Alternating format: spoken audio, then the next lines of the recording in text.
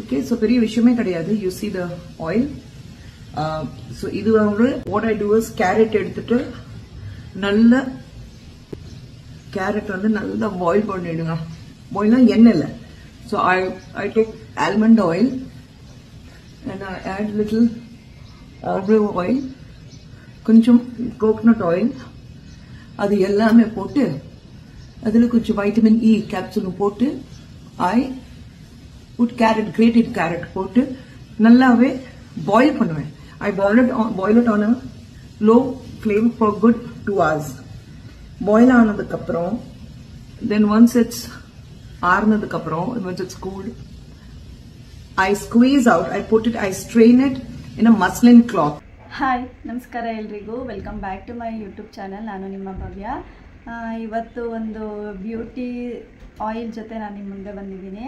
ಅಂದರೆ ಇತ್ತೀಚೆಗೆ ಒಂದು 1-2 ಮಂತ್ಸಿಂದ ತುಂಬಾ ವೈರಲ್ ಆಗ್ತಿರುವಂತಹ ಕ್ಯಾರೆಟ್ ಆಯಿಲ್ ಅಥವಾ ಖುಷ್ಬು ಮೇಡಮ್ ಅವರು ರಿವೀಲ್ ಮಾಡಿರುವಂತಹ, ಅವರು ಬಳಸ್ತಾ ಇರುವಂಥ, ಅವರು ಯೂಸ್ ಮಾಡ್ತಾ ಇರೋವಂಥ ಈ ಒಂದು ಕ್ಯಾರೆಟ್ ಆಯಿಲು ತುಂಬಾ ವೈರಲ್ ಆಗ್ತಾ ಇದೆ. ನಾನು ಕೂಡ ಇತ್ತೀಚೆಗೆ ತುಂಬಾ ವೀಡಿಯೋಸ್ ಎಲ್ಲ ನೋಡ್ತಾ ಇದ್ದೀನಿ. ಅದರಲ್ಲೂ ಆರ್ಡರ್ ಮಾಡಿ ತೊಗೊಂಡು ಯೂಸ್ ಮಾಡ್ತಾ ಇರೋವಂಥವ್ರು ತುಂಬಾ ಜಾಸ್ತಿ ಆಗಿದ್ದಾರೆ. ಅದ್ರ ಬದಲು ನಾವೇ ಮನೆಯಲ್ಲಿ ಒಂದು 15 to 20 ಮಿನಿಟ್ಸ್ ಟೈಮ್ ಹಿಡಿಯುತ್ತೆ ಅಷ್ಟೇ. ನಾವೇ ಮನೆಯಲ್ಲಿ ಪ್ರಿಪೇರ್ ಮಾಡಿಕೊಂಡು ಅದರಿಂದ ಬೆನಿಫಿಟ್ಸ್ ಇದೆಯಾ ಇಲ್ವಾ, ಹೇಗೆ ವರ್ಕ್ ಆಗುತ್ತೆ ಅಂತ ನಾವೇ ಚೆಕ್ ಮಾಡ್ಕೋಬೋದು. ಹಾಗಾಗಿ ಇವತ್ತು ನಾನು ಆ ಕ್ಯಾರೆಟ್ ಆಯಿಲ್ ಏನಿದೆ, ಖುಷ್ಬು ಮೇಡಮ್ ಅವರು ಬಳಸ್ತಿದ್ದಂತಹ ಒಂದು ಬ್ಯೂಟಿ ಸೀಕ್ರೆಟ್ ಆಯಿಲ್ ಹೇಗೆ ಕೆಲಸ ಮಾಡುತ್ತೆ, ಅದನ್ನು ರೆಡಿ ಮಾಡೋದು ಹೇಗೆ, ಅದನ್ನು ತಯಾರು ಮಾಡೋದು ಹೇಗೆ ಅಂತೇಳಿ ನಾನು ತೋರಿಸ್ಕೊಡ್ತೀನಿ. ಒಂದು 15 ನಿಮಿಷ ಟೈಮ್ ಸ್ಪೆಂಡ್ ಮಾಡಿ ನೀವೇ ಕೈಯಾರಿ ಮಾಡಿಕೊಂಡ್ರೆ ನಮಗೂ ಕೂಡ ಖುಷಿ ಆಗುತ್ತೆ. ಆಯಿಲ್ನ ನೀವೇ ಮನೆಯಲ್ಲಿ ರೆಡಿ ಮಾಡ್ಕೋಬೋದು. ತುಂಬಾ ಸಿಂಪಲ್, ಅದಕ್ಕೇನು ಜಾಸ್ತಿ ಇಂಗ್ರೀಡಿಯೆಂಟ್ಸ್ ಎಲ್ಲ ಏನೂ ಬೇಕಂತ ಇಲ್ಲ. ಅದಕ್ಕೆ ಪ್ಯೂರ್ ಕೊಕೊನಟ್ ಆಯಿಲ್, ಹಾಗೆ ಒಂದು ಚಿಕ್ಕದು ನೀವು ಎಷ್ಟು ಪ್ರಮಾಣದಲ್ಲಿ ಮಾಡ್ಕೊತೀರೋ ಅಷ್ಟಕ್ಕೆ ಬೇಕಾದಂಥ ಕ್ಯಾರೆಟು, ಹಾಗೆ ನಾನು ಒಂದು ಅರ್ಧ ಬೀಟ್ರೋಟ್ನ ಬಳಸ್ಕೊತಾ ಇದ್ದೀನಿ. ಬೀಟ್ರೋಟ್ ಹಾಗೆ ವಿಟಮಿನ್ ಇ ಕ್ಯಾಪ್ಸೂಲ್ ನೋಡಿ. ಅದು ಮನೆಯಲ್ಲಿ ಇತ್ತು ಅಂತ ಹೇಳಿದ್ರೆ ಬಾದಾಮ್ ಆಯಿಲ್ ಹಾಗೆ ಆಲಿವ್ ಆಯಿಲ್ನ ಕೂಡ ಯೂಸ್ ಮಾಡ್ಕೋಬೋದು. ಇತ್ತು ಅಂದರೆ ಹಾಕ್ಕೋಬೋದು, ಇಲ್ಲ ಅಂದರೆ ಇಲ್ಲ, ಸ್ಕಿಪ್ ಮಾಡಿ ಕೂಡ ಮಾಡ್ಕೋಬೋದು. ಇಷ್ಟು ಸಿಂಪಲ್ ಆಗಿರೋ ಆಯಿಲ್ನ ನಾವು ದುಡ್ಡು ಕೊಟ್ಟು ಹೊರಗಡೆಯಿಂದ ಆರ್ಡರ್ ಮಾಡಿ ತರಿಸ್ಕೊಂಡು ನಾವು ಯೂಸ್ ಮಾಡೋದು ಎಷ್ಟು ಸರಿ ಅಲ್ವಾ? ಅಂದರೆ ಟೈಮ್ ಇಲ್ಲ ಮಾಡೋದಕ್ಕೆ ಅಂತ ಹೇಳಿ ಸ್ವಲ್ಪ ರೀಸನ್ಸಿಂದ ತರಿಸಿ ಹಾಕ್ಕೊಳ್ಳೋದು ಓಕೆ. ನಮ್ಮ ಥರ ಮನೆಯಲ್ಲೇ ಇರೋಂಥ ಹೌಸ್ ವೈಫ್ಗಳು ಇಂಥ ಸಿಂಪಲ್ ರೆಮಿಡೀಸ್ನೆಲ್ಲ ನಾವೇ ಮನೆಯಲ್ಲಿ ಮಾಡಿ ಯೂಸ್ ಮಾಡೋದ್ರಿಂದ ತುಂಬಾ ಉಪಯೋಗ ಇದೆ. ಮನಿ ಸೇವ್ ಮಾಡ್ಬೋದು, ಟೈಮ್ ಕೂಡ ಸೇವ್ ಮಾಡ್ಬೋದು. ಹಾಗೆ ಅದರಿಂದ ಏನಾದರೂ ಬೆನಿಫಿಟ್ಸ್ ಇರುತ್ತಾ ಇಲ್ವಾ ಅಂತ ನಾವೇ ತಿಳ್ಕೊಬೋದು. ಮತ್ತು ಇದು ಆಯಿಲ್ ಸ್ಕಿನ್ನು ಹಾಗೆ ಡ್ರೈ ಸ್ಕಿನ್ ಯಾರು ಯೂಸ್ ಮಾಡ್ಬೋದು ಅಂದರೆ, ಆಯಿಲ್ ಸ್ಕಿನ್ ಅವರು ಜಾಸ್ತಿ ದಿನ ಯೂಸ್ ಮಾಡೋದಕ್ಕೆ ಹೋಗಬೇಡಿ. ಯಾಕೆಂದರೆ ಇದು ಆಯಿಲ್ ಆಗಿರೋದ್ರಿಂದ, ಆಯಿಲಲ್ಲಿ ಮಸಾಜ್ ಮಾಡೋದ್ರಿಂದ ಆಯಿಲ್ ಸ್ಕಿನ್ ಅವ್ರಿಗೆ ಇದು ಅಷ್ಟಾಗಿ ಸೂಟ್ ಆಗೋಲ್ಲ, ಜಾಸ್ತಿ ಪಿಂಪಲ್ಸ್ ಆಗೋದು ಆ ಥರ ಎಲ್ಲ ಇಶ್ಯೂಸ್ ಆಗುತ್ತೆ. ಇನ್ನು ಡ್ರೈ ಸ್ಕಿನ್ ಅವ್ರಿಗಂತೂ ಇದು ಹೇಳಿ ಮಾಡಿಸ್ದಾಗಿರುತ್ತೆ. 100 ಅಲ್ಲ 200% ರಿಸಲ್ಟ್ ಕೊಡುತ್ತೆ ಅಂತ ನೋಡಿದ್ದೀನಿ. ನಾನಿನ್ನೂ ಟ್ರೈ ಮಾಡಿಲ್ಲ. ಇವತ್ತು ವಿಡಿಯೋ ಮಾಡಿ ನಿಮ್ಮ ಜೊತೆ 1 ವೀಕ್ ಅದನ್ನು ಬಳಸಿ ನೆಕ್ಸ್ಟ್ ಅದರ ರಿಸಲ್ಟ್ ಹೇಗಿತ್ತು ಅಂತೇಳಿ ನಿಮ್ಮ ಜೊತೆ ಶೇರ್ ಮಾಡ್ಕೊತೀನಿ. ಹಾಗಾಗಿ ಇವತ್ತು ನಾನು ಆಯಿಲ್ನ ಪ್ರಿಪೇರ್ ಮಾಡ್ಕೊತಿದ್ದೆ, ಯಾರಿಗಾದರೂ ಯೂಸ್ ಆಗ್ಬೋದೇನೋ ಅಂತ ಹೇಳಿ ವಿಡಿಯೋ ಕೂಡ ಮಾಡ್ಕೊತಾ ಇದ್ದೀನಿ. ಇವತ್ತು ಆಯಿಲ್ನ ರೆಡಿ ಮಾಡಿಕೊಂಡು ಕರೆಕ್ಟಾಗಿ ಒಂದು 7 ಡೇಸ್ ಆಯಿಲ್ನ ಯೂಸ್ ಮಾಡಿ ಅದರ ರಿಸಲ್ಟ್ ಹೇಗೆ ಬಂತು ಅಂತ ಹೇಳಿ ಮುಂದೆ ತಿಳಿಸ್ತಾ ಹೋಗ್ತೀನಿ. ಈ ವಿಡಿಯೋನ ಲಾಸ್ಟ್ವರೆಗೂ ನೋಡಿ ಪೂರ್ತಿಯಾಗಿ, ಯಾರು ಸ್ಕಿಪ್ ಮಾಡೋದಕ್ಕೆ ಹೋಗಬೇಡಿ. ಇದರ ರಿಸಲ್ಟ್ ಬಗ್ಗೆ ನೀವು ತಿಳ್ಕೊಬೇಕು, ಈ ಆಯಿಲ್ ರಿಸಲ್ಟ್ ಹೇಗಿರುತ್ತೆ ಅಂತ ತಿಳ್ಕೊಬೇಕು ಅಂದರೆ ಈ ವ್ಲಾಗ್ನ ಪೂರ್ತಿಯಾಗಿ ನೋಡಲೇಬೇಕಾಗುತ್ತೆ. ನೀವು ಆಯಿಲ್ನ ಪ್ರಿಪೇರ್ ಮಾಡೋಂಥ ಪ್ರೋಸೆಸ್ ಹೇಗೆ ಅಂತ ಹೇಳಿ ತಿಳಿಸ್ಕೊಡ್ತೀನಿ. ಬನ್ನಿ ಈ ವ್ಲಾಗ್ನ ಕಂಟಿನ್ಯೂ ಮಾಡೋಣ. ಆಯಿಲ್ನ ಪ್ರಿಪೇರ್ ಮಾಡೋದಕ್ಕೆ ನಾನಿಲ್ಲಿ ಒಂದು ಚಿಕ್ಕ ಕ್ಯಾರೆಟು ಹಾಗೆ ಬೀಟ್ರೋಟ್, ಒಂದು ಅರ್ಧ ಬೀಟ್ರೋಟ್ನ ತೊಗೊತಾ ಇದ್ದೀನಿ. ಹಾಗೆ ನೋಡ್ತಾ ಇರ್ಬೋದು ಪ್ಯೂರ್ ಕೊಕೊನಟ್ ಆಯಿಲ್ನ ನಾನಿಲ್ಲಿ ಯೂಸ್ ಮಾಡ್ತಾ ಇದ್ದೀನಿ. ನಾನು ಫಸ್ಟ್ ಟೈಮು ಮಾಡ್ತಾ ಇರೋದ್ರಿಂದ ಈ ಆಯಿಲ್ನ ಸ್ವಲ್ಪ ಕ್ವಾಂಟಿಟಿನಲ್ಲೇ ರೆಡಿ ಮಾಡ್ಕೊತಾ ಇದ್ದೀನಿ. ಹಾಗಾಗಿ ಒಂದು 100-150 ಮಿಲಿಯಷ್ಟು ಕೊಕೊನಟ್ ಆಯಿಲ್ನ ಬಳಸ್ಕೊಂಡು ಪ್ರಿಪೇರ್ ಮಾಡ್ಕೊತಾ ಇದ್ದೀನಿ. ಫಸ್ಟಿಗೆ ಈ ಕ್ಯಾರೆಟು ಬೀಟ್ರೋಟ್ದು ಸಿಪ್ಪೆ ಏನು ಬರುತ್ತೆ ಅದನ್ನೆಲ್ಲ ನೀಟಾಗಿ ತೆಕ್ಕೊಂಡು ಅದನ್ನು ಸ್ವಲ್ಪ ದಪ್ಪ ಸೈಜಲ್ಲಿ ಕ್ರಿಯೇಟ್ ಮಾಡ್ಕೊಂಡು ಇಟ್ಕೊತಾ ಇದ್ದೀನಿ. ನೋಡ್ತಾ ಇರ್ಬೋದು, ಈಗ ದೊಡ್ಡ ಸೈಜ್ದು ಏನಿರುತ್ತೆ ಅದು ಹೋಲು ಅದರಲ್ಲಿ ಮಾಡಿಕೊಂಡ್ರೆ ಸಾಕಾಗುತ್ತೆ. ನೀಟಾಗಿ ಎರಡೂ ಕೂಡ ತುರಿದು ಸೈಡಲ್ಲಿ ಇಟ್ಕೊತಾ ಇದ್ದೀನಿ ಫಸ್ಟಿಗೆ. ಮತ್ತು ನಾನಿಲ್ಲಿ ಪ್ರಿಪೇರ್ ಮಾಡ್ತಾ ಇರೋಂಥ ಕ್ವಾಂಟಿಟಿಗೆ ಒಂದು ಅರ್ಧದಷ್ಟು ಬೀಟ್ರೋಟ್ ಸಾಕಾಗುತ್ತೆ. ಇಲ್ಲಾಂದರೆ ಬೀಟ್ರೋಟ್ ಹಾಕ್ದೇನೂ ಕೂಡ ಬರೀ ಕ್ಯಾರೆಟ್ ಮಾತ್ರ ಉಪಯೋಗಿಸ್ಕೊಂಡು ಕೂಡ ಆಯಿಲ್ನ ರೆಡಿ ಮಾಡ್ಕೋಬೋದು. ಬೀಟ್ರೋಟ್ ಹಾಕಿದ್ರೆ ಕೂಡ ಇನ್ನೂ ಸ್ವಲ್ಪ ಕಲರ್ ಎಲ್ಲ ಎನ್ಹಾನ್ಸ್ ಆಗುತ್ತೆ ಮತ್ತು ಮುಖದಲ್ಲಿ ಹಚ್ಚಿದ ಮೇಲೆ ಎಣ್ಣೆನ ಗ್ಲೋಯಿಂಗ್ ಕೂಡ ಜಾಸ್ತಿ ಆಗುತ್ತೆ. ಹಾಗಾಗಿ ನಾನು ಬೀಟ್ರೋಟ್ ಕೂಡ ಬಳಸ್ತಾ ಇದ್ದೀನಿ. ಇದಕ್ಕೆ ಆರೆಂಜ್ ಪೀಲ್ ಸಿಪ್ಪೆ ಏನು ಬರುತ್ತೆ ಅದನ್ನು ಕೂಡ ಬಳಸ್ಬೋದು ಬೇಕಿದ್ರೆ. ನಾನಿಲ್ಲಿ ಉಪಯೋಗಿಸ್ತಾ ಇಲ್ಲ. ಈಗ ಎರಡೂ ತುರಿದಿಟ್ಕೊಂಡಿದ್ದು ಆದಮೇಲೆ ಈ ಒಂದು ಕಬ್ಬಿಣದ ಪಾತ್ರೆ ತೊಗೊಂಡಿದ್ದೀನಿ. ನಾನಿಲ್ಲಿ ಕಬ್ಬಿಣದ ಪಾತ್ರೆನ ಯಾಕೆ ತೊಗೊಂಡಿದ್ದೀನಿ ಅಂತ ಮುಂದೆ ಹೇಳ್ತೀನಿ, ಹಾಗಾಗಿ ವಿಡಿಯೋನ ಸ್ಕಿಪ್ ಮಾಡದೆ ಕಂಟಿನ್ಯೂ ಆಗಿ ನೋಡ್ತಾ ಇರಿ. ಈಗ ಕ್ಯಾರೆಟು ಮತ್ತು ಬೀಟ್ರೋಟ್ ತುರಿನೆಲ್ಲ ಹಾಕ್ಕೊಂಡಿದ್ದಾದಮೇಲೆ ಈಗ ಕೊಬ್ಬರಿ ಎಣ್ಣೆನ ಹಾಕ್ಕೊತಾ ಇದ್ದೀನಿ. ಅಂದರೆ ಅವೆರಡು ಮುಳುಗುವಷ್ಟು ಎಣ್ಣೆನ ಹಾಕ್ಕೊಂಡ್ರೆ ಸಾಕಾಗುತ್ತೆ. ನೋಡ್ತಾ ಇರ್ಬೋದು ಕ್ಯಾರೆಟ್ ಮತ್ತು ಬೀಟ್ರೋಟು ಆ ಎಣ್ಣೆಯಲ್ಲಿ ಪೂರ್ತಿಯಾಗಿ ಮುಳುಗುವಷ್ಟು ಎಣ್ಣೆನ ಹಾಕ್ಕೊಂಡ್ರೆ ಕರೆಕ್ಟ್ ಮೆಜರ್ಮೆಂಟಲ್ಲಿರುತ್ತೆ.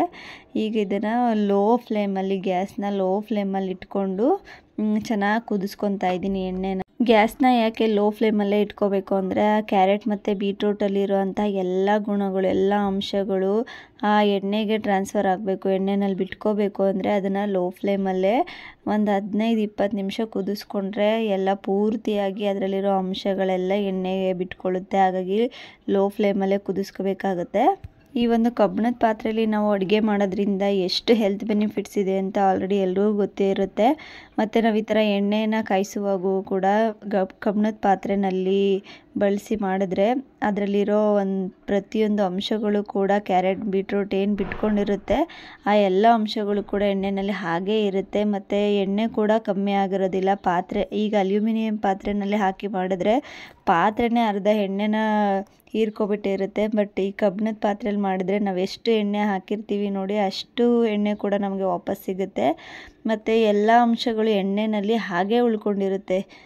ಯಾವುದೇ ಥರ ಸೈಡ್ ಎಫೆಕ್ಟ್ ಆ ಥರ ಏನೂ ಆಗೋದಿಲ್ಲ. ಎಲ್ಲ ಔಷಧಿ ಗುಣಗಳು, ಹೆಲ್ತಿ ಗುಣಗಳು ಏನಿರುತ್ತೆ ನಾವು ಮಾಡೋ ಅಂಥ ಅಡುಗೆಲಾಗಿರ್ಬೋದು, ಈ ಒಂದು ಎಣ್ಣೆಲಾಗಿರ್ಬೋದು, ಪ್ರತಿಯೊಂದು ಕೂಡ ಎಣ್ಣೆಯಲ್ಲಿ ಹಾಗೆ ಉಳ್ಕೊಂಡಿರುತ್ತೆ.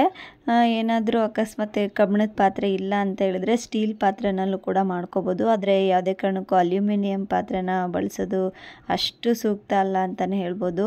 ಹಾಗೆ ಈ ಎಣ್ಣೆ ಕುದೀತಾ ಇರುವಾಗ ಈ ಟೈಮಲ್ಲೇ ನಾವು ಬೇಕಿದ್ದರೆ ಮನೆಯಲ್ಲಿತ್ತು ಅಂತ ಹೇಳಿದ್ರೆ ಬಾದಾಮ್ ಆಯಿಲ್ ಹಾಗೆ ಆಲಿವ್ ಆಯಿಲ್ನು ಕೂಡ ಈ ಟೈಮಲ್ಲೇ ಸೇರಿಸ್ಕೊಂಡು ಅದನ್ನು ಕೂಡ ಇದ್ರ ಜೊತೆನೇ ಒಂದು 5-10 ನಿಮಿಷ ಕುದಿಸ್ಕೋಬೇಕಾಗತ್ತೆ.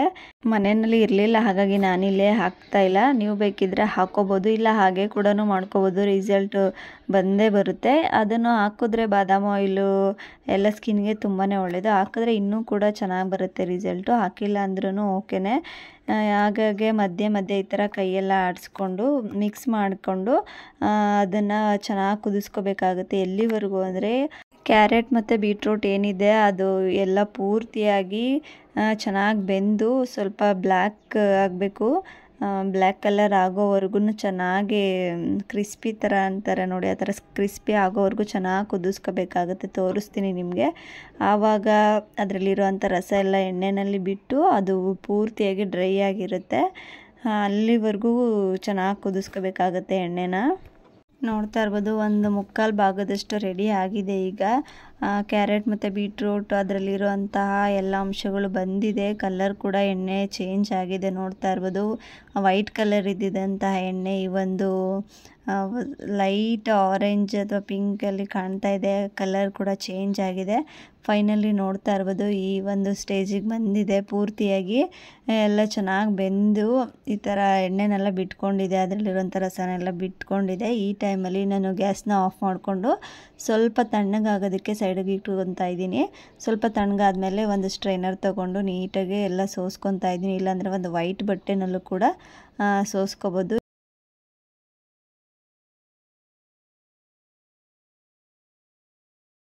ನೋಡ್ತಾ ಇರ್ಬೋದು ಎಷ್ಟು ಕಲರ್ಫುಲ್ಲಾಗಿ ಬಂದಿದೆ ಎಣ್ಣೆ ಅಂತೇಳಿ. ಈ ಟೈಮಲ್ಲಿ ನಾನಿಲ್ಲಿ ವಿಟಮಿನ್ ಇ ಕ್ಯಾಪ್ಸೂಲ್ನ ತೊಗೊಂಡಿದ್ದೀನಿ.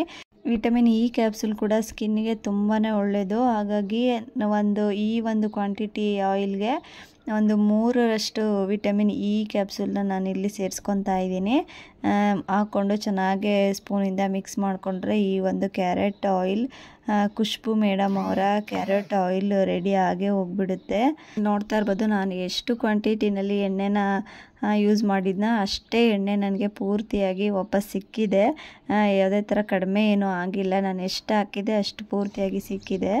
ಕಬ್ಬಿಣದ ಪಾತ್ರೆಯಲ್ಲಿ ಮಾಡೋದ್ರಿಂದ ಎಷ್ಟು ಯೂಸ್ಫುಲ್ ಅಂತ ನೀವೇ ನೋಡ್ತಾ ಇರ್ಬೋದು. ಎಣ್ಣೆ ಪೂರ್ತಿಯಾಗಿ ನಮಗೆ ಸಿಗುತ್ತೆ, ಹಾಗೆ ಅದರಲ್ಲಿರುವಂತಹ ಎಲ್ಲ ಅಂಶಗಳು ಕೂಡ ಹಾಗೇ ಇರುತ್ತೆ ಯಾವುದೇ ಥರ. ಮತ್ತು ಕಬ್ಬಿಣದ ಅಂಶನೂ ಕೂಡ ಸ್ವಲ್ಪ ಸ್ವಲ್ಪ ಆ್ಯಡ್ ಆಗಿರುತ್ತೆ. ಅದು ಕೂಡ ನಮ್ಮ ಸ್ಕಿನ್ಗೆ ತುಂಬಾ ಒಳ್ಳೆಯದು, ಆರೋಗ್ಯಕ್ಕೂ ಕೂಡ. ಈಗ ಆಯಿಲ್ ಎಲ್ಲ ರೆಡಿಯಾಗಿ ಆಯಿತು. ಈಗ ಮಸಾಜ್ ಯಾವ ರೀತಿಯಾಗಿ ಮಾಡೋದು ಅಂತೇಳಿ ನೋಡೋಣ ಬನ್ನಿ.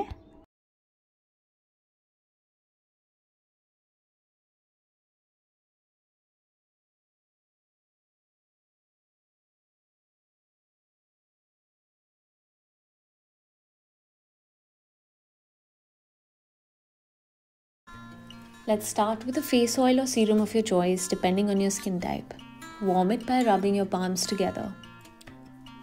I like to start with my neck and massage it in strokes like this using my knuckles. You'll notice different parts of your hand give a different kind of pressure and effect.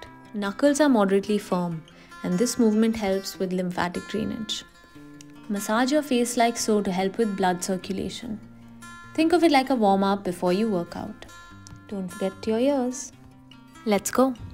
Use your thumb to grip the underside of your jaw and allow your finger to rest on the jawline while you make strokes like this. Use the same grip with the other hand while you do so. This helps to contour the jawline and work on those muscles that are always sagging when we're looking down at a phone. Use the same grip to massage the chin and hold down firmly. Massage in strokes like this to ease out the laugh lines. This is my favorite part. Use your 4 fingers to grip the crown of your head and your thumbs to massage upwards and outwards like so. Switch to your knuckles, gripping your jaw with your thumb to really get into the pockets of your cheeks and cheekbones. This helps to depuff by draining the lymph and working on the muscles below by firming and lifting them. Follow the natural contours of your face and drain. Now use your knuckles to massage the eye area, the orbital bone. This brings blood and oxygen to the eyes, helps with dark circles and puffiness. You'll notice the pinkness coming through in your face now. And drain. Press the tear trough area like so with firm pressure. Now pinch your eyebrows and glide out. It tends to pain a little, but I guess it's because our eyes are under constant strain. Massage the eye center to ease out the 11 lines and your forehead, upwards and outwards. Remember to be firm throughout. Glide your fingers like so for the nasolabial folds. Now, use your index finger and thumb to grip your face and stretch your face muscles out. If you want tightening, this is what you need. This next movement is for lifting and correcting those drooping muscles. Use the base of your palm to move smoothly up your neck and jaw, holding for a second just below the cheekbone, lifting and firmly pushing upwards till your temples and draining the lymph. Lift and hold firmly. Both these movements are from Tanaka's face contouring technique. Don't forget the neck and décolletage. Work on the muscles of your neck and shoulders. This helps with posture and a firm neck. Your ears are full of acupressure points and massaging them helps to activate them. All done. That was my version of a face massage. It's a set I've put together with bits and pieces from various techniques I've learned over the years and some of my own. I've seen it really helps and I've also felt a difference when I haven't been regular. Think of it like a warm-up, workout and cool down for the muscles of your face. I hope you all try it and it helps you. You can even try just one movement in isolation if you're short on time. See you all soon. Don't forget to like, share and subscribe.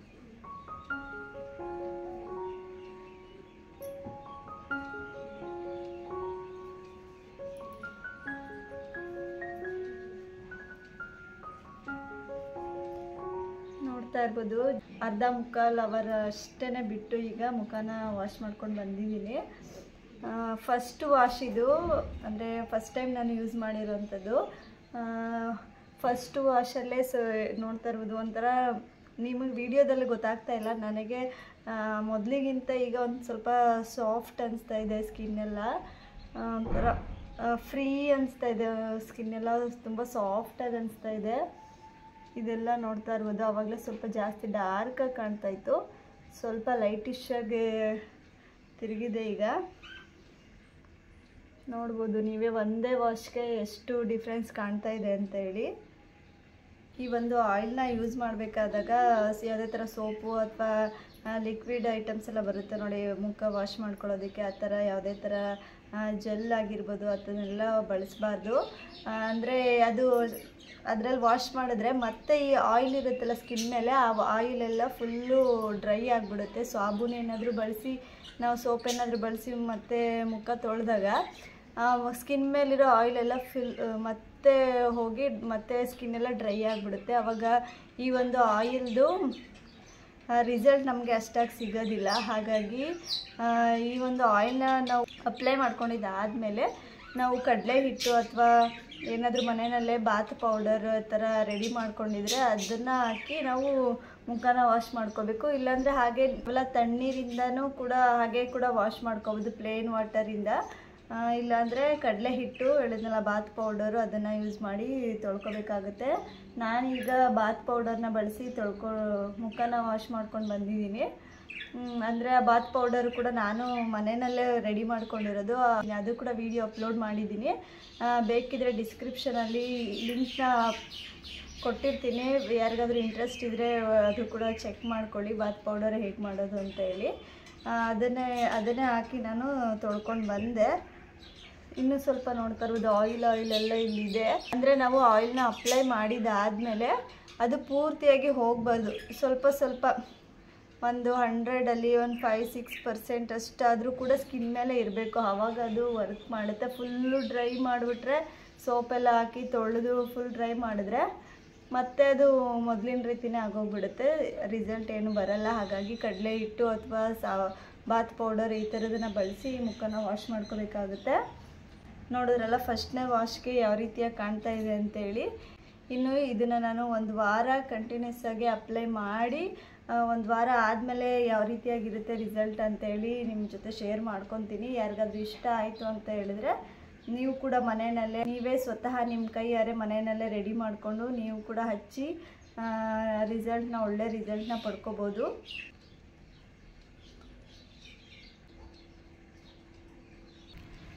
Hi, ನೋಡ್ತಾ ಇರ್ಬೋದು ಸತತವಾಗಿ ಒಂದು ವಾರ continuous ಆಗಿ ಈ ಒಂದು ಆಯಿಲ್ನ apply ಮಾಡಿದ ಮೇಲೆ ನೋಡ್ತಾ ಇರ್ಬೋದು ನೀವೇ ಚೇಂಜಸ್ನೆಲ್ಲ. ಡಾರ್ಕ್ ಸರ್ಕಲ್ ಅಂತೂ ತುಂಬಾ ಕಡಿಮೆ ಆಗಿದೆ. ನನಗಂತೂ ಮೇನ್ ಪ್ರಾಬ್ಲಮ್ ಬಂದು ನನಗೆ ಈ ಒಂದು ಡಾರ್ಕ್ ಸರ್ಕಲ್ಲು, ಗೊತ್ತಿಲ್ಲ ಯಾಕೆ ಅಂತ. ಅಂದರೆ ಈಗ ಬಂದಿರೋವಂಥದ್ದಲ್ಲ, ನನಗೆ ಮೊದಲಿಂದನೂ ಇದೆ, ಯಾಕೆ ಅಂತ ಗೊತ್ತಿಲ್ಲ. ಆದರೆ ಈ ಒಂದು ಆಯಿಲ್ನ ಅಪ್ಲೈ ಮಾಡ್ಕೊಳ್ತಾ ಬಂದಾಗಿಂದ ಒಂದು ವಾರದಿಂದ ತುಂಬಾ ಕಡಿಮೆ ಆಗಿದೆ ಈ ಒಂದು ಡಾರ್ಕ್ ಸರ್ಕಲ್ಲು. ಈ ಆಯಿಲ್ನ ಅಪ್ಲೈ ಮಾಡ್ಕೊಂಡಾದ್ಮೇಲೆ ನಾನು ಏನು ಹೇಳೋಕ್ಕೆ ಇಷ್ಟಪಡ್ತೀನಿ ಅಂದರೆ, ಡ್ರೈ ಸ್ಕಿನ್ ಇರೋವಂಥವ್ರು ಯಾರು ಬೇಕಾದರೂ ಕಣ್ಣು ಮುಚ್ಕೊಂಡು ಈ ಒಂದು ಆಯಿಲ್ನ ಅಪ್ಲೈ ಮಾಡ್ಕೋಬೋದು. ನೀವು ಕೂಡ ಮನೆಯಲ್ಲಿ ರೆಡಿ ಮಾಡಿಕೊಂಡು ಅಪ್ಲೈ ಮಾಡ್ಬೋದು. ಅಂದರೆ ಮುಖದಲ್ಲಿ ಯಾವುದೇ ಥರ ಸ್ಕಿನ್ ಪ್ರಾಬ್ಲಮ್ ಇದ್ದರೆ ಎಲ್ಲನೂ ಕೂಡ ಕಡಿಮೆ ಆಗುತ್ತೆ, 90% ಕಡಿಮೆ ಆಗುತ್ತೆ. ಅಂದರೆ ಗುಳ್ಳೆಗಳಾಗಿರ್ಬೋದು, ಈಗ ಗುಳ್ಳೆ ಎಲ್ಲ ಆಗಿ ಮತ್ತೆ ಅದು ಒಣಗಿ ಮತ್ತೆ ಬ್ಲ್ಯಾಕ್ ಆಗಿರುತ್ತೆ ನೋಡಿ, ಬ್ಲ್ಯಾಕ್ ಕಲರ್ ಎಲ್ಲ ಮಚ್ಚೆಲ್ಲ ಉಳ್ಕೊಬಿಟ್ಟಿರುತ್ತೆ ನೋಡಿ, ಆ ಮಚ್ಚೆನೂ ಕೂಡ ಹೋಗುತ್ತೆ ಇದರಿಂದ. ಮತ್ತು ಇಲ್ಲೆಲ್ಲ ರಿಂಕಲ್ಸ್ ಬರ್ತಾ ಇರುತ್ತೆ ನೋಡಿ, ಸ್ವಲ್ಪ ಏಜ್ ಆದಮೇಲೆ ಒಂದು 30 ವರ್ಷ ಆದಮೇಲೆ ಕಣ್ಣತ್ರ ಮತ್ತು ಹಣೆ ಮೇಲೆಲ್ಲ ರಿಂಕಲ್ಸ್ ಬರ್ತಾ ಇರುತ್ತಲ್ಲ, ಅದೆಲ್ಲ ಫುಲ್ ಕಮ್ಮಿ ಆಗುತ್ತೆ. ಅಂದರೆ ನಾವು ಡೈಲಿ ಒಂದೊಂದು 10 ನಿಮಿಷ ಮುಖ ಫುಲ್ಲು ಮಸಾಜ್ ಕೊಡೋದ್ರಿಂದ ಈ ಮುಖದಲ್ಲಿರುವಂಥ ಸ್ಕಿನ್ನೆಲ್ಲ ಸ್ವಲ್ಪ ಟೈಟ್ ಆಗ್ತಾ ಬರುತ್ತೆ. ಹಾಗಾಗಿ ರಿಂಕಲ್ಸ್ ಎಲ್ಲನೂ ಕೂಡ ಕಡಿಮೆ ಆಗ್ತಾ ಬರುತ್ತೆ. ನಿಜ ಹೇಳಬೇಕಂದ್ರೆ ಈ ಒಂದು ಆಯಿಲು 100 ಅಲ್ಲ 200% ಕೆಲಸ ಮಾಡ್ತಾ ಇದೆ ಅಂತಲೇ ಹೇಳ್ಬೋದು. ಹೊರಗಡೆಯಿಂದ ಆರ್ಡರ್ ಮಾಡಿ ತರಿಸ್ಕೊಂಡು ಹಚ್ಚೋ ಬದಲಿಗೆ ಮನೆಯಲ್ಲೇ ಸಿಗುವಂಥದ್ದೇ ಎಲ್ಲ ಇಂಗ್ರೀಡಿಯೆಂಟ್ಸ್ಗಳು ಕೂಡ ಒಂದು ಯಾವುದಿಲ್ಲ ಅಂದರೂ ಕೂಡ ನಡೆಯುತ್ತೆ. ಸ್ಕಿಪ್ ಮಾಡಿ ಇರೋದನ್ನೇ ಹಾಕಿ ರೆಡಿ ಮಾಡಿಕೊಂಡು ಹಚ್ಕೊಳ್ಳಿ ನೀವೇ ಮನೆಯಲ್ಲಿ. ರಿಸಲ್ಟ್ನ ನೋಡಿ ತುಂಬಾ ಯೂಸ್ಫುಲ್ ಆಗುತ್ತೆ ಎಲ್ಲರಿಗೂ ಕೂಡ. ಮತ್ತು ಇದ್ರ ಜೊತೆನೇ ಇದೇ ಥರ ಸ್ಕಿನ್ನ ಯಾವಾಗಲೂ ಮೇಂಟೈನ್ ಮಾಡ್ಕೋಬೇಕು ನಾವು ಅಂತ ಇದ್ದರೆ ಆರೋಗ್ಯವಾದ ಜೀವನ ಶೈಲಿ ಹಾಗೆ ಒಳ್ಳೆ ಆರೋಗ್ಯವಾಗಿರುವಂಥ ಫುಡ್ನ ತಿಂತಾ ಬಂದರೆ ಆಟೋಮೆಟಿಕ್ಕಾಗಿ ಸ್ಕಿನ್ನು ಹೇರು ಎಲ್ಲ ಆರೋಗ್ಯವಾಗಿರುತ್ತೆ. ಅಂದರೆ ಊಟದಲ್ಲಿ ಜಾಸ್ತಿ ಈ ಎಣ್ಣೆನಲ್ಲಿ ಬಳಸಿರೋದನ್ನೇ ತೊಗೊಳ್ಳಿ. ಕ್ಯಾರೆಟು, ಬೀಟ್ರೋಟು ಇದನ್ನೆಲ್ಲ ನಾವು ಹಾಕಿ ಮಾಡಿರೋವಂಥದ್ದು, ಅದನ್ನೇ ನಾವು ತಿಂತಾ ಬಂದರೆ ಡೈಲಿ ನಮ್ಮ ಊಟದಲ್ಲಿ ಕ್ಯಾರೆಟ್ನ ಬಳಸೋದ್ರಿಂದ, ಬೀಟ್ರೂಟ್ನ ಬಳಸೋದ್ರಿಂದ, ಅದೇ ಥರ ಕೊಬ್ಬರಿ ಎಣ್ಣೆ ಹಾಕಿ ಅಡುಗೆ ಮಾಡೋದ್ರಿಂದ, ಅದನ್ನೆಲ್ಲ ನಮ್ಮ ದೇಹಕ್ಕೆ ಹೋಗೋದ್ರಿಂದ, ಅದೆಲ್ಲ ನಮ್ಮ ದೇಹದ ಒಳಗಡೆ ಹೋಗೋದ್ರಿಂದ ನಮ್ಮ ಹೇರ್ ಆಗಿರ್ಬೋದು, ಸ್ಕಿನ್ ಆಗಿರ್ಬೋದು ತುಂಬಾ ಹೆಲ್ತಿಯಾಗಿರುತ್ತೆ. ಯಾವುದನ್ನೇ ನಾವು ಮೇಲಿಂದ ಅಪ್ಲೈ ಮಾಡಿ ರಿಸಲ್ಟ್ನ ನೋಡೋದಕ್ಕಿಂತ ಮುಂಚೆ ನಾವು ಒಳಗಡೆಯಿಂದ ಎಷ್ಟು ಹೆಲ್ತಿಯಾಗಿದ್ದೀವಿ ಅನ್ನೋದನ್ನು ನೋಡಬೇಕಾಗುತ್ತೆ. ಮೊದಲು ನಾವು ತಿನ್ನೋ ಆಹಾರ, ನಮ್ಮ ಒಂದು ಜೀವನ ಶೈಲಿ ಚೆನ್ನಾಗಿದ್ದರೆ ಎಲ್ಲ ಕೂಡ ಚೆನ್ನಾಗಿರುತ್ತೆ ಅಂತಲೇ ಹೇಳ್ಬೋದು. ಯಾರಿಗೆಲ್ಲ ಈ ವಿಡಿಯೋ ಇಷ್ಟ ಆಗಿದೆ ಪ್ಲೀಸ್ ಒಂದು ಲೈಕ್ ಮಾಡಿ, ಅವಾಗ ನಂಗೆ ಗೊತ್ತಾಗುತ್ತೆ ಈ ವಿಡಿಯೋ ಇಷ್ಟ ಆಗಿದೆಯಾ ಇಲ್ವಾ ಅಂತ ಹೇಳಿ. ಮತ್ತು ತುಂಬ ಜಾಸ್ತಿ ಇಷ್ಟ ಆಗಿದ್ರೆ ನಿಮ್ಮ ಫ್ರೆಂಡ್ಸ್, ಅಕ್ಕಪಕ್ಕದ ನಿಮ್ಮ ರಿಲೇಟಿವ್ಸ್ ಯಾರಿಗಾದರೂ ನಿಮ್ಮ ಫೇವ್ರೇಟ್ ಒನ್ ಇರ್ತಾರೆ ನೋಡಿ, ಎಲ್ರಿಗೂ ಕೂಡ ಶೇರ್ ಮಾಡ್ಕೊಳ್ಳಿ. ಮತ್ತು ನೀವೇ ಮನೆಯಲ್ಲಿ ರೆಡಿ ಮಾಡ್ಕೊಂಡು ಈ ಆಯಿಲ್ನ ಕೂಡ ಅಪ್ಲೈ ಮಾಡಿ ನೀವು ಕೂಡ ತುಂಬ ಫೇರ್ ಆಗಿ ಅಂತ ಹೇಳ್ತಾ ಈ ವ್ಲಾಗ್ನ ಕೂಡ ನಾನು ಎಲ್ಲಿಗೆ ಎಂಡ್ ಮಾಡ್ತಾಯಿದ್ದೀನಿ. ಮತ್ತೆ ಸಿಗ್ತೀನಿ ಇನ್ನೊಂದು ಹೊಸ ವ್ಲಾಗ್ ಜೊತೆ. ಟೇಕ್ ಕೇರ್, ಬಾಯ್ ಬಾಯ್, ಜೈ ಶ್ರೀರಾಮ್.